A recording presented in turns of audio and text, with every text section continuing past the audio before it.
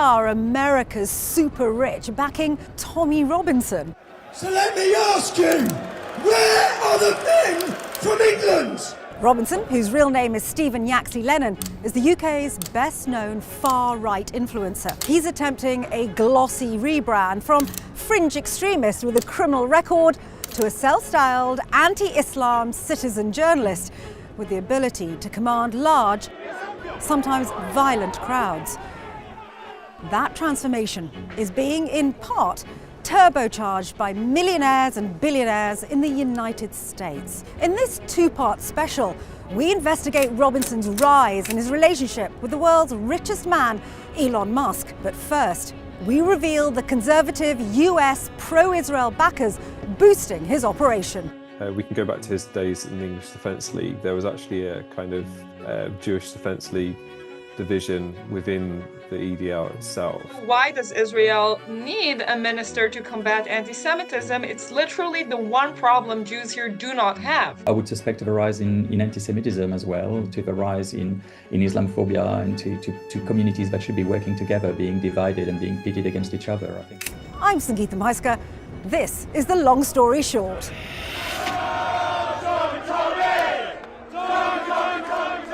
Tommy Robinson's stream of consciousness was made for the digital age. Look at the mosque here, look. The white mosque. The white mosque. Why do I find that funny? Wherever he goes, there's a camera nearby, creating monetized, clickable content for a global audience keen to buy his message that Islam is a danger to Britain. More people are going to support us. People hate you. They've had enough of your lies. Robinson's condemnation of the UK government recognising a Palestinian state has curried favour with his Israeli counterparts. Can we turn back? The British government have just turned on Israel. But They've been turning on us for a long time. Yeah, but when we say they, it's the British government. So let's separate the people from the establishment. And in September 2025, Yaxley Lennon's full-throated support of Israel's war on Gaza clinched his first official invitation from Netanyahu's hard-right coalition government, despite British Jewish organisations condemning the trip and describing Robinson as a thug. We should be very shocked that the Israeli government invited Tommy Robinson to Israel officially, but we shouldn't be surprised. Unfortunately, this is part of a long turn of the Israeli government and Israeli politics in general towards the far right and towards using in particular Islamophobes across the European far right in particular, because they see it as serving their aims.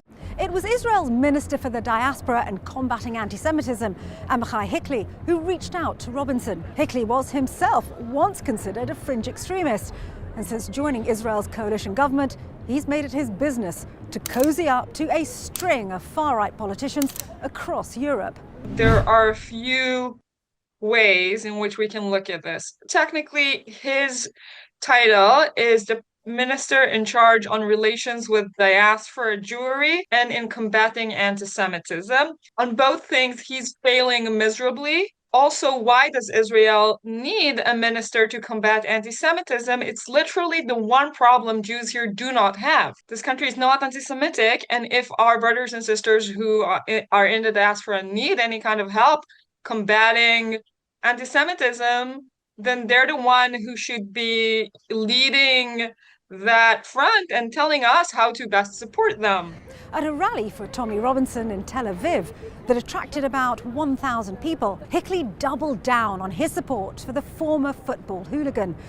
The minister was interviewed by the Canadian right-wing digital channel Rebel News. More on them later. Will support the work of Tommy, support his efforts to say the truth regarding radical Islam. I think this government is so blinded by its own anti-Islamic propaganda and agenda, they will align themselves with anyone who will support this agenda, be it elected politician, be it people of the press, be it social media influencer, be it evangelical forces, all of those mega churches who are so dangerous when you really examine them. Although this was Robinson's first government-backed trip, he's been trying to get himself noticed in Israel for some time. On a visit in 2016, he posted this picture of himself standing on a tank holding a machine gun in the occupied Golan Heights. Back then, Robinson led the anti-Islam group Pegida UK, which was a branch of its curiously named German counterpart, the Patriotic Europeans Against the Islamization of the Occident. Its ideology was almost identical to Robinson's previous far-right group, the English Defence League, which he helped found but had left 3 years earlier. The organisation's central message was that Islam posed a civilizational threat to the West. I think for a long time Robinson has been supportive of Israel.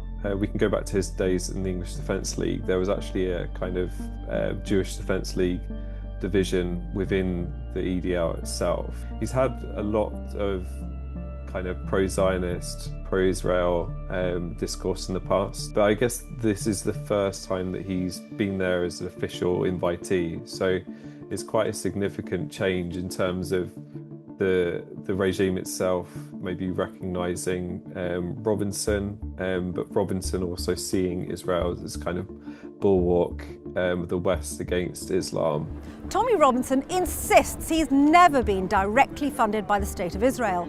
Getting details of which organisations funded Robinson around this time are very hard to trace because, unlike political parties, protest movements like Pegida UK and the EDL are not required to declare who is donating money or resources. However, by 2019, Yaxley Lennon was distinctly flush with cash. He appeared at a Free Tommy rally in central London, flashing a new set of capped teeth, a slick new media organisation, and offering subsidised transport to his supporters. This new incarnation was in part down to 3 American business moguls, all of whom are self-declared anti-jihadists and strongly pro-Israel.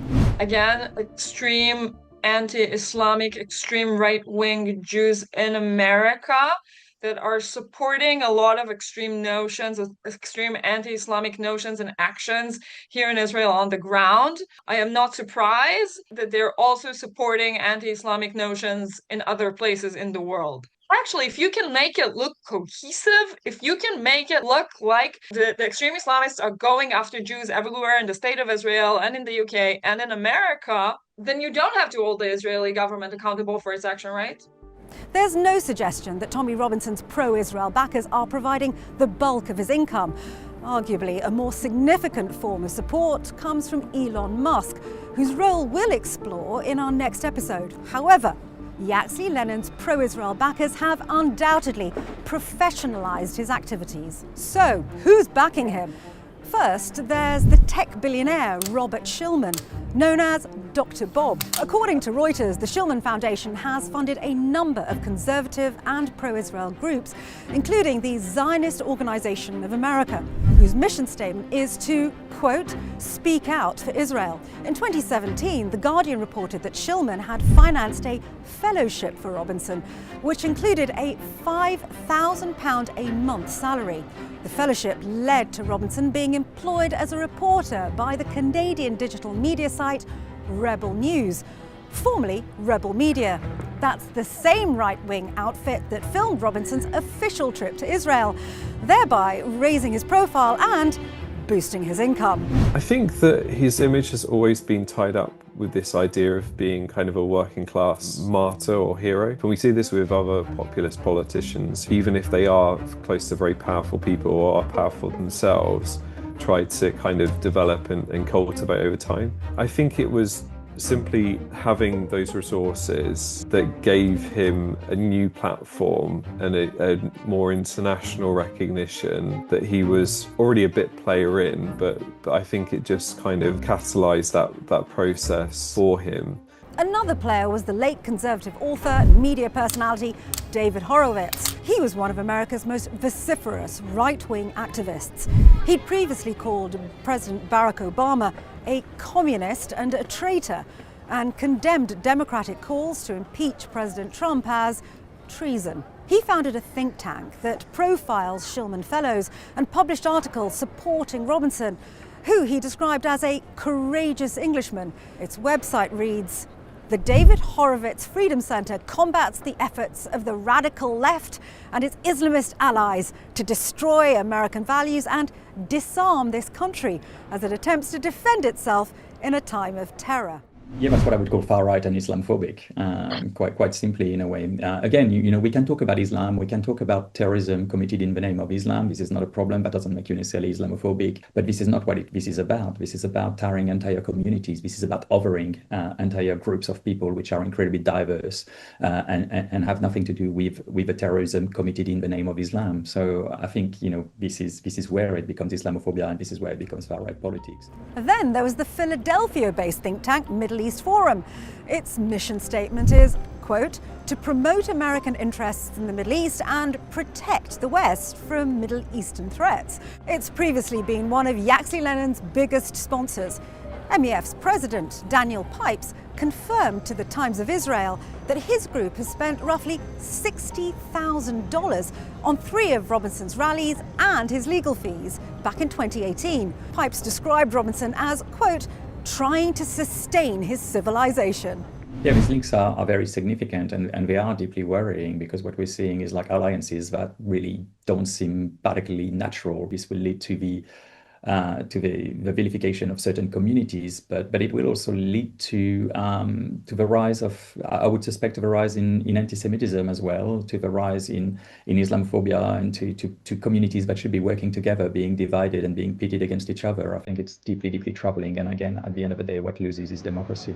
Robinson, Shillman, Horowitz and the Middle East Forum claim they are not anti-Muslim. Instead, they say it's their shared belief in protecting Western civilization from radical Islam that binds them all together. However, what is undeniable is that the increasingly powerful combination of Tommy Robinson's international resources, growing digital media operation, and the normalization of extreme racist rhetoric has become a potent force, the full effect of which is yet to play out on Britain's streets and at the ballot box. Join us for our next episode of Long Story Short as we investigate the rise of Tommy Robinson and why the world's richest man, Elon Musk, has become his ardent fan.